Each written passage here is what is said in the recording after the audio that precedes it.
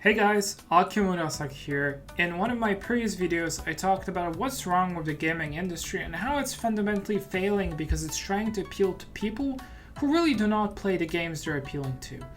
Today, I'm moving a little bit into weeb spaces and, gacha games, anime, manga, and I want to talk more specifically about kind of two main themes that have been blowing up and have been frankly corroding the weeb spaces, online especially, and leading to people not really being able to enjoy, entertainment anymore. Like we see this a lot in Western entertainment, but apparently we see quite a lot of this also in gacha spaces, in weeb spaces more broadly. And two things I want to talk about here. First thing, postmodernism, yes, actually. And queer theory, also, yes, actually. Now I understand that a lot of people who are regurgitating these talking points, especially on social media, especially younger people, I don't think they're actually familiar with queer theory. They probably just pick up a couple of sound bites here and there from YouTube Shorts and TikTok, and they don't really thoroughly understand what these things really mean. I'm not going to go into like super broad details, but I'm going to go into the absolutely horrific consequences that has on engaging with storytelling, and especially engaging with storytelling in gacha spaces, where I'm gonna just be frankly quite honest, the storytelling is not very complex, and very often the main story beats and the points, everything is given to you as long as you're willing to read and engage with the actual story and not look at it and then find a bazillion other reasons, a bazillion other arguments to make the things you thought you understood align with your personal, very weird and distorted worldview. So first we're going to jump right into postmodernism and Arknight's Endfield. This very much reminds me of the situation of orcs and goblins and Uruk-hai in The Lord of the Rings, because it's kind of like really mirrored situation here. We're going to talk about Landbreakers, who are the kind of evil vagabond race in Arknight's Endfield. Now, in Endfield, I will straight up be honest with you guys, I think the story is not as complex as it was in the original Arknights, which is a little bit sad, regretful to me personally, but it is what it is. I'm still really enjoying the game quite a lot. But it's not as complicated, okay? You don't have this moral gray as you had with the Reunion in the original Arknights. You don't have these like local factions battling for supremacy, battling for the land. What you really have is a planet Telos 2 with a lot of people living on it who obviously are not native to the planet. They came there, they're infected with oropathy, which we know from the first Arknights. They're suffering from it, and there is a cure, but obviously the cure also needs to be produced. We're talking about medicine here to manage the disease. But all of them are changed. All of them have horns, tails, and resemble, humanoid animals. Basically, TLDR. And then we have the Landbreakers. The Landbreakers are bandits or scavengers. They come in, they want to destroy everything. They want to build big furnaces in order to burn, in order to ruin and corrupt the land. This is essentially the same kind of figure of like aggressive industrial expansion that was used in The Lord of the Rings. And then if you've really engaged with the story, you would actually know this. Now, the problem is that people who engage with postmodernism, they put their own personal theories way above everything else. They put it way above, like really way above anything that's going on in the story, to the point that they cannot perceive the story. And this is one of the reasons why we end up with essays like this one. We need to talk about the Landbreakers, the ethical vacuum of Talos 2, the bandit problem and dehumanization. One of my biggest gripes with the Karam narrative is how the game treats the Landbreakers. Throughout the story so far, they're hand-waved away as bandits or scavengers, because they are bandits and scavengers. They come in and they want to corrupt the land, ruin it, turn it into its own, okay? And they are hostile towards other races as well, other creatures on Talos too, except for the monsters. But anyway, without any backstory, culture, or explanation of why they are fighting the end-fuel industries.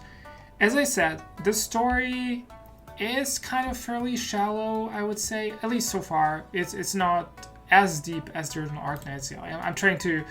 I'm trying to be fair, but I'm also trying to be honest here, okay? It's not supposed to be deep. They are corrupting we don't really actually know, at least not as far as I've gone in the story. We don't really know why they've been tasked with coming to Talos to corrupt the land. But that's their goal. They want to destroy the land, they want to make it its own. And again, they're hostile to everything. They're hostile to the main character, to their team, they're hostile to other living beings on Talos too. That in itself already tells you they are the enemy in the game. Full stop. That is pretty much it. And again, it's not supposed to be very complicated. You don't need to do these deep dives into backstory, into culture, because you're participating in systemic genocide when you're fighting your enemies in a game, in a computer game. You could literally apply the same logic to literally any other computer games where you have vaguely human-like creatures that you are fighting and trying to destroy, even if they're alien races. You're not supposed to emphasize with them. You're supposed to fight them. This is the entire depth of it. And what really bothers me with this is that people who are, I don't want to say trained because it's not really training, people who are ideologically captured with postmodernist thought, they struggle with the same conflicts also in real life. They cannot conceptualize that there is also in real life the existence of an objective right and an objective wrong, an objective good and an objective bad.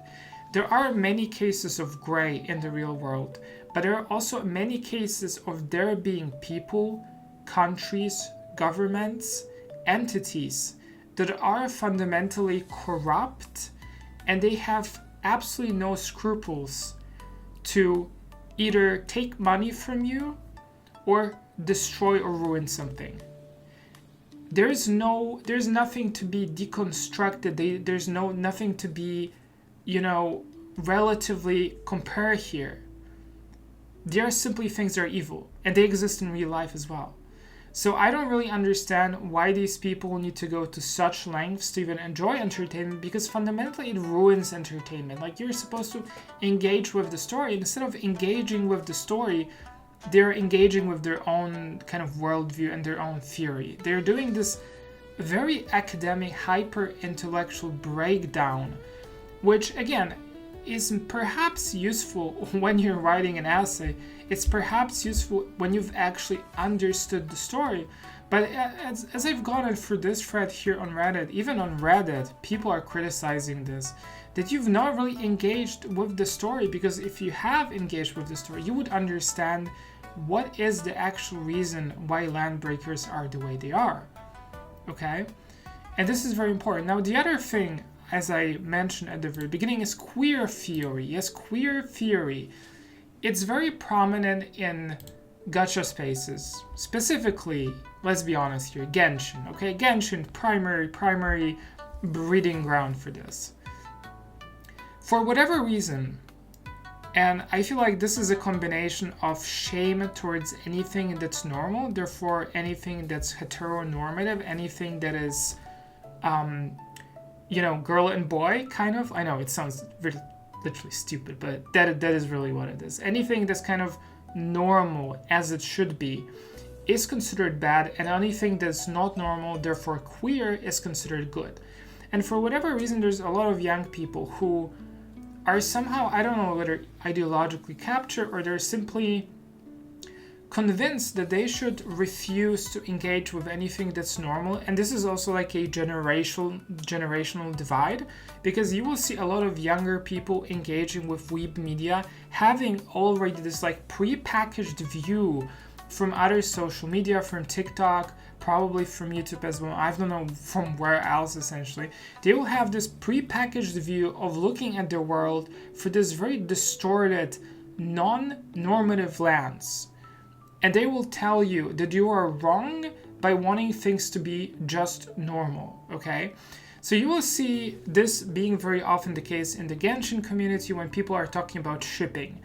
If you're trying to ship a female character with a male character, that is wrong because it's normal. No, you're supposed to ship 2 female characters or 2 male characters. That is not normal, therefore it's good. So here's the thing, you have done posts like this one. Prettiest women in recent Hoyo, you don't deserve your hat slop ships.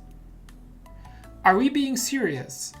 You are upset that people are shipping fictional characters with fictional characters of the opposite gender. That is your problem. You need help. You should not be online. You should probably not be engaging with this anymore.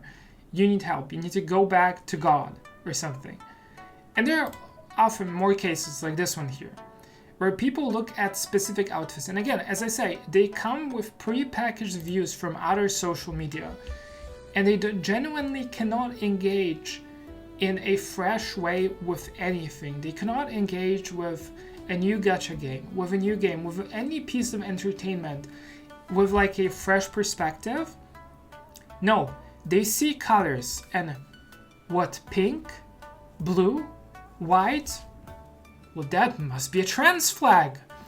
All her outfit colors, this is probably a coincidence, but considering the fact that Yvonne is trans canonically, I like to imagine they did this on purpose. Now, Yvonne is not trans canonically. She is a woman. I'm sorry to break it to you, but she's a girl. She has big booba, big, fat, thick ass cheeks, and she's not trans. End of story.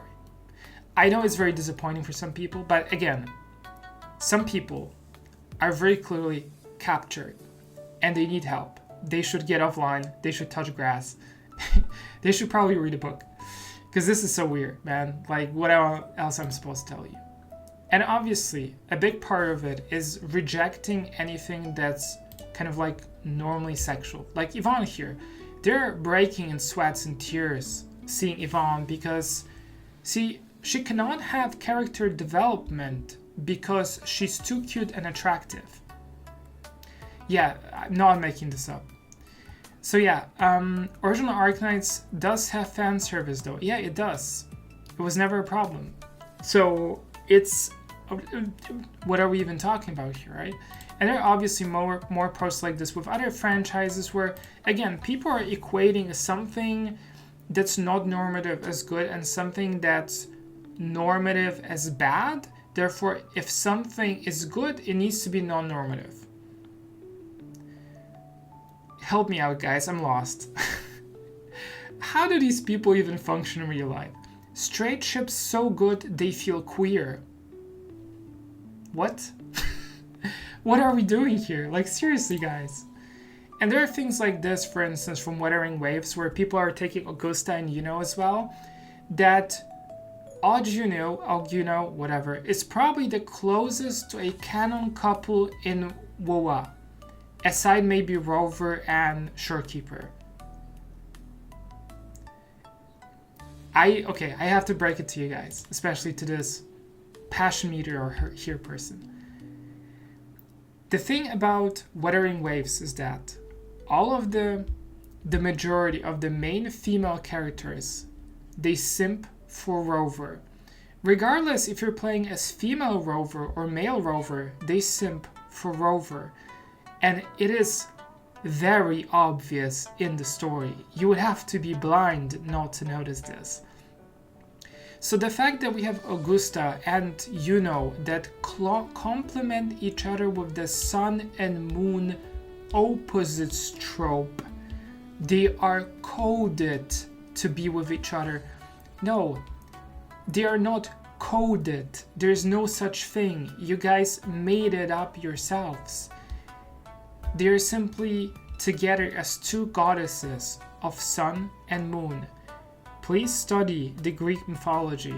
Do you think these goddesses are a couple simply because they express opposites? If there was a goddess of fire and another goddess of water, do you think they're instantly lesbians because they're goddesses of opposite elements?